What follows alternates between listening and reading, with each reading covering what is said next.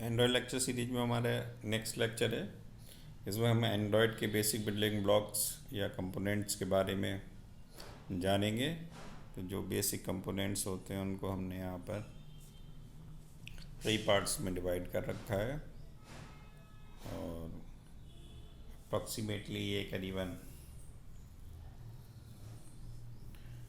8 basic building blocks होते हैं किसी भी एंड्रॉयड एप्लीकेशन के लिए। तो चलिए स्टडी करते हैं बेसिक बिल्डिंग ब्लॉक्स की। तो Android basic building blocks component, तो जो कंपोनेंट्स हैं वो एंड्रॉयड के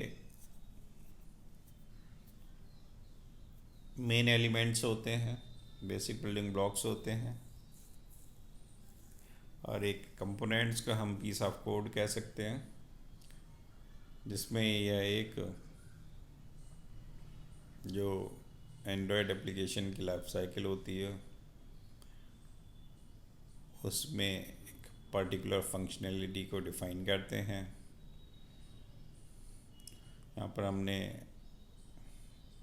8 बेसिक कंपोनेंट्स शो कर रखे हैं किसी भी एंड्रॉयड के लिए। पहला है एक्टिविटी, दूसरा बेसिक कंपोनेंट है सर्विसेज, तीसरा ब्रॉडकास्ट रिसीवर, चौथा कंटेंट प्रोवाइडर्स, पांचवा व्यू, छठा इंटेंट, सातवां फ्रेगमेंट्स और आठवां जो होता है वो Android manifest dot XML file हुआ करती है। तो उसको हमने यहाँ पर डायग्रामेटिकली भी रिप्रेजेंट कर रखा है। एक्टिविटी पहले कंटेंट प्रोवाइडर सर्विस हो गया, फ्रेगमेंट हो गया, ब्रॉडकास्ट रिसीवर्स हो गए, मैनिफेस्ट डॉट एक्सएमएल फाइल हो गई, एक्टिविटी हो गई, इंटेंट हो गए और व्यूज़। ये मेन 8 कंपोनेंट्स हैं एंड्रॉयड्स के। चलिए स्टडी करते हैं कि करके इनको। तो एक्टिविटी क्या होती है? ये एक क्लास होती है जो सिंगल स्क्रीन को रिप्रेजेंट करती है और यूज़र इंटरफेस को इंस्ट्रक्ट करती है कि कैसे वो यूज़र के फ़ोन स्क्रीन के इंटरेक्शन को संभालेगा। कि यूज़र का जो इंटरेक्शन हो रहा है वो फ़ोन स्क्रीन से हो रहा है और उसको संभालने का काम किसका होता है? एक्टिविटी क्लास का होता है। ये AWT में एक फ्रेम की तरह बिहेव करती है। एक एक्टिविटी को एक्टिविटी क्लास के सब क्लास के रूप में इसे इम्प्लीमेंट किया जाता है अगर आप बनाते हो। तो यहाँ पर हमने एक फंक्शन का प्रेजेंटेशन दे रखा है जिससे हम इस क्लास को बनाते हैं। पब्लिक क्लास मेन एक्टिविटी हम बना रहे हैं, किसको एक्सटेंड करके बना रहे हैं? एक्टिविटी नाम की क्लास को एक्सटेंड करके बनाए, एक्सटेंड विद एक्टिविटी। तो यहाँ पर हम जो हमारा सिंटेक्स हो जाएगा वो हो जाएगा public class main activity x tends activity. फिर एक इसका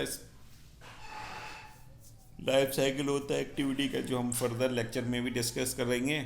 एक special lecture activity life cycle के लिए होगा, लेकिन हम फिर भी यहाँ पर थोड़ा सा डिस्कशन उसका कर लेते हैं कि जो भी एक्टिविटी है वो कहाँ से स्टार्ट होती, कहाँ तक उसका लाइफ स्पान रहता है और टर्मिनेट होती है, उस पूरे ड्यूरेशन को एक्टिविटी लाइफ साइकिल कहा जाता है। और यह on create call back method पे कॉल के साथ शुरू होती है और कॉल बैक जो मेथड्स हैं वो एक सीक्वेंस होते हैं जो एक्टिविटी को शुरू करते हैं।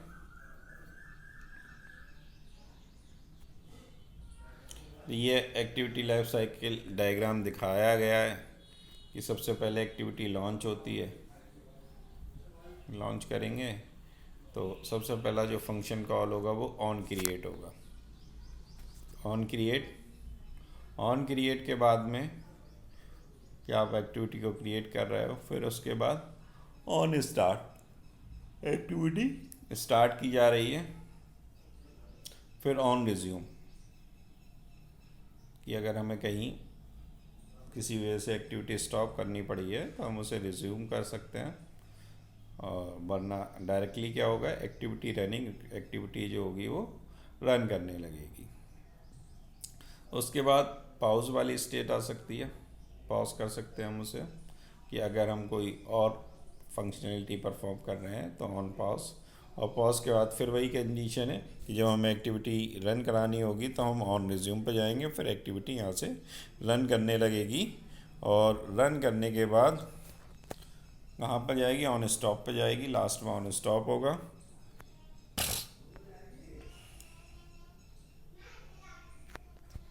ऑन स्टॉप होगा, स्टॉप हो जाएगी एक्टिविटी। उसके बाद अगर हमें किसी भी ऐप के प्रोसेस को स्टॉप,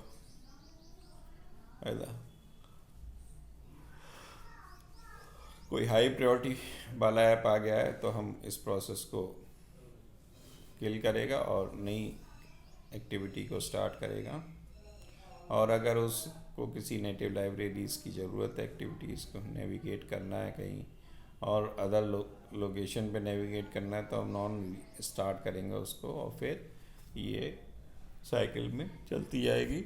और अगर नहीं कुछ होना है तो हम क्या करेंगे, स्टॉप के बाद उस एक्टिविटी को डिस्ट्रॉय कर देंगे, ऑन डिस्ट्रॉय, और उसके बाद एक्टिविटी शट डाउन कर दी जाएगी।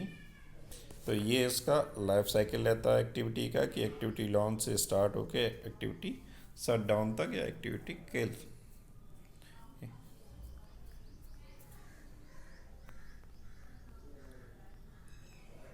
तो अब जो भी फंक्शन हमने यहाँ यूज़ करे उनके बारे में स्टडी कर लेते हैं। ऑन क्रिएट, तो ये पहला कॉल बैक मेथड होता है, जब एक्टिविटी पहली बार बनाई जाती है तो उसे कॉल किया जाता है।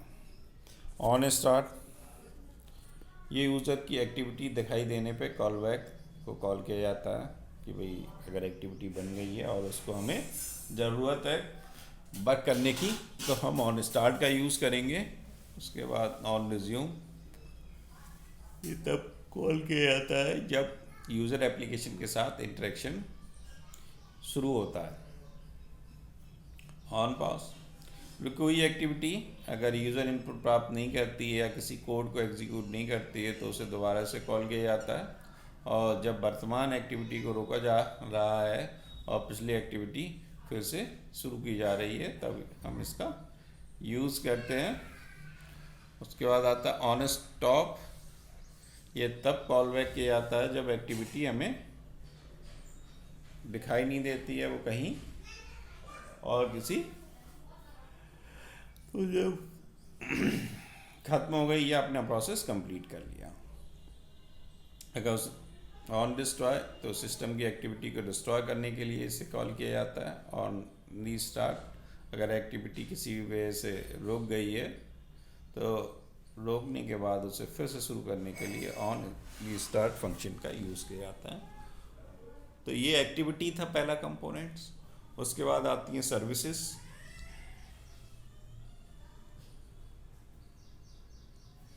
सर्विस क्या होती है, एक बैकग्राउंड प्रोसेस है जो लंबे समय तक चल सकती हैं और ये दो टाइप की होती हैं।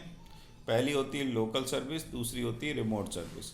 लोकल सर्विस क्या है कि जो एप्लीकेशन के अंदर ही एक्सेस की जाती है, और रिमोट सर्विस अदर एप्लीकेशन या सेम डिवाइस पे कोई और एप्लीकेशन रन कर रही है उसकी भी अगर हमें कोई सर्विस यूज़ करनी है तो रिमोट सर्विस का हम यूज़ कर सकते हैं।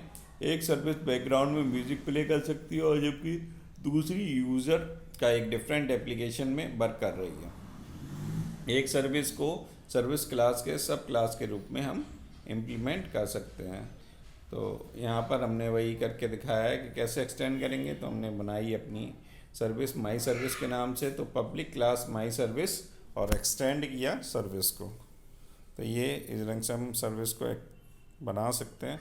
सिमिलरली सर्विस का लाइफ साइकिल होता है, जैसे कि हमने उसका लाइफ साइकिल बनाया था।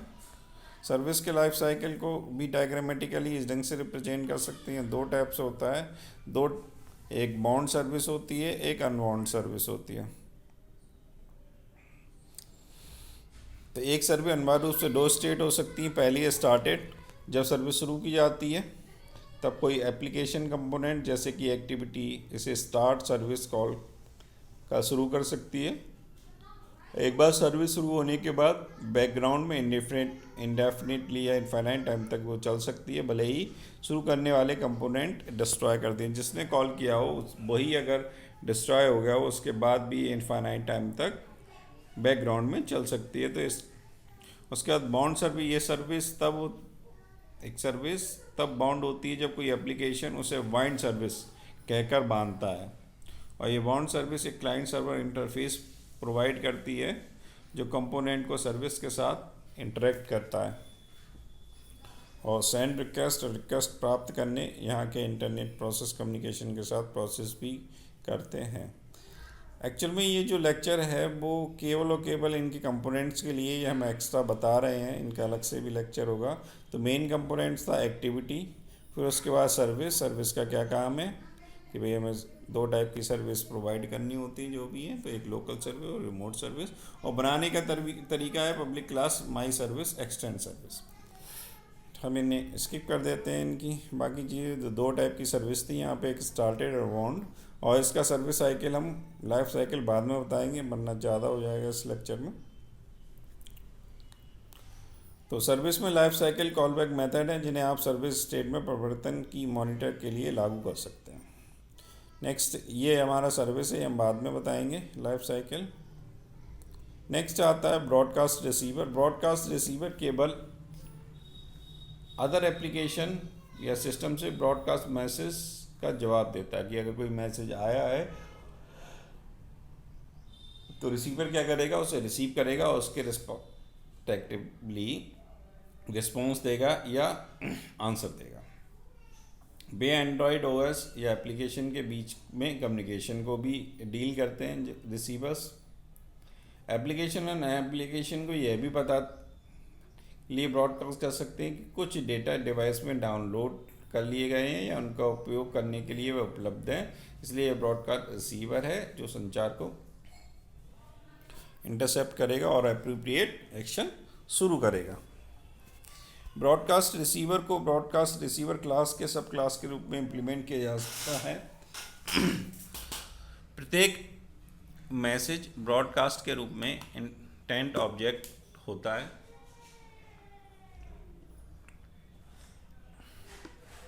करने का तरीका वही है कि हमने पब्लिक क्लास माई रिसीवर नाम से बनाई और एक्सटेंड किया ब्रॉडकास्ट रिसीवर से। उसके बाद हमने पब्लिक बाइट ऑन रिसीव नाम का एक फंक्शन बनाया, कंटेंट बनाया और उसमें इंटेंट को पास किया। तो इसमें भी दो टाइप के तरीके से बनाते हैं।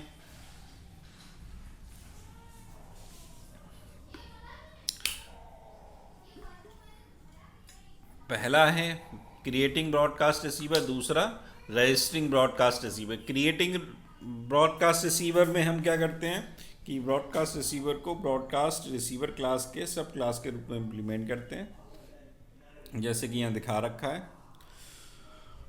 और ऑन रिसीव मेथड को ओवरराइड किया जाता है जहाँ प्रत्येक मैसेज को इंटेंट ऑब्जेक्ट पैरामीटर के पास किए जाते हैं।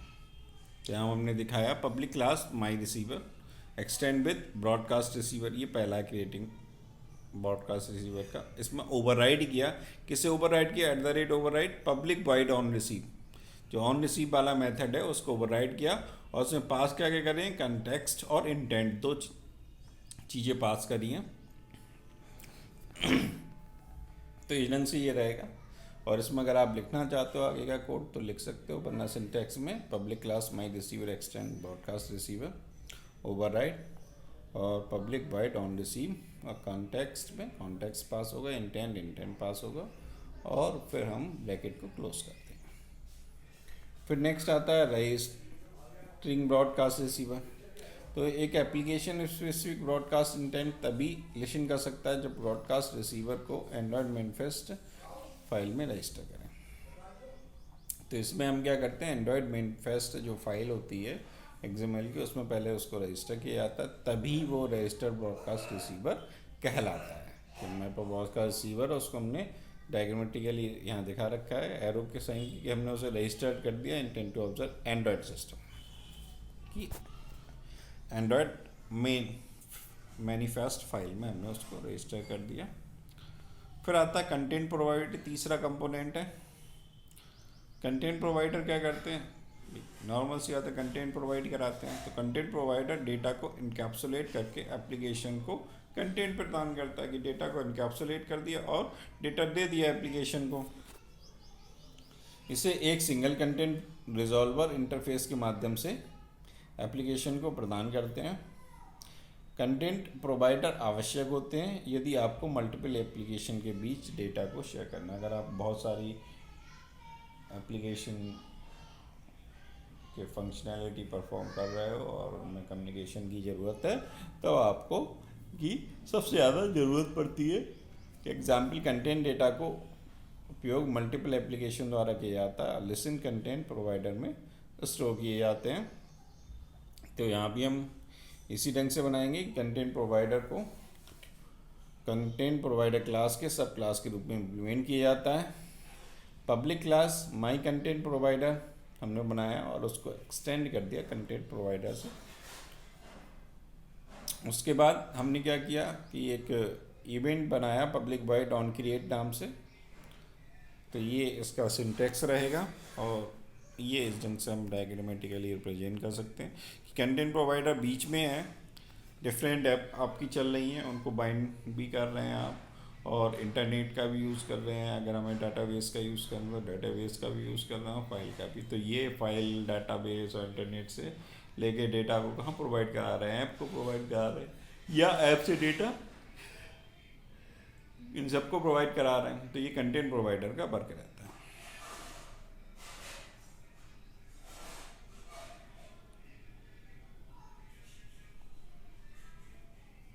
इसका भी एक प्रोवाइडर का लाइफ साइकिल है।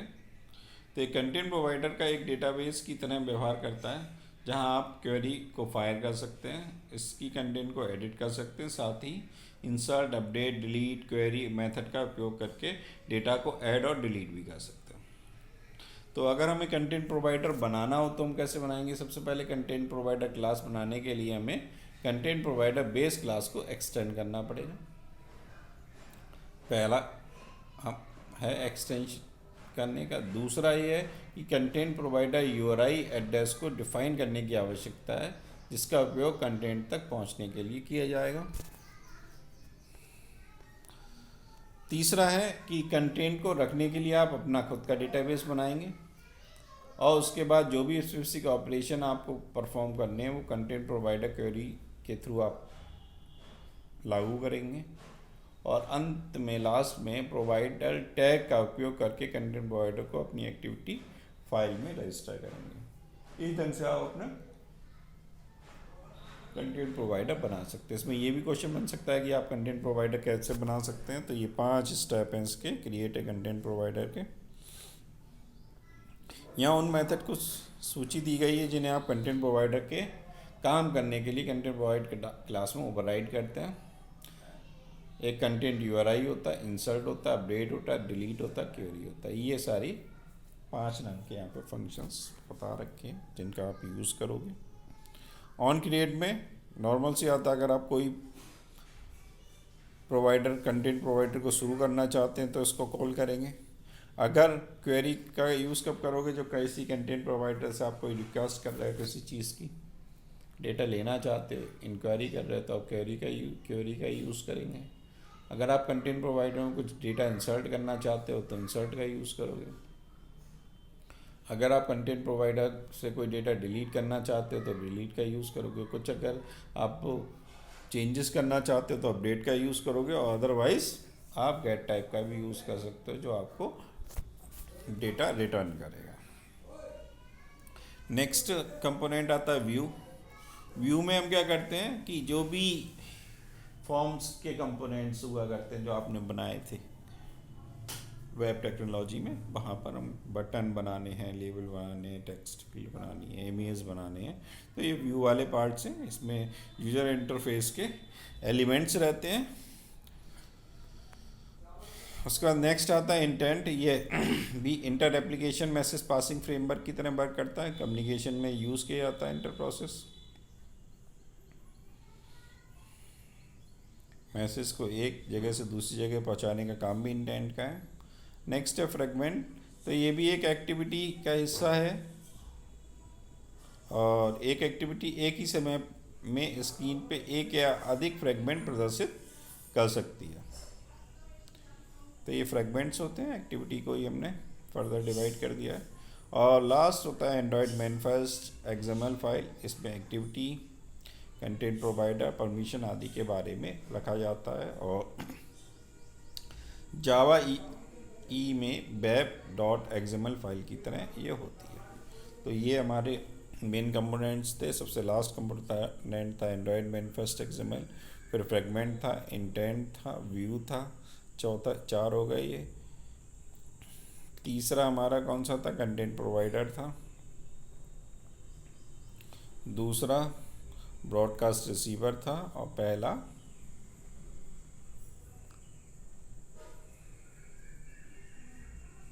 सर्विस था।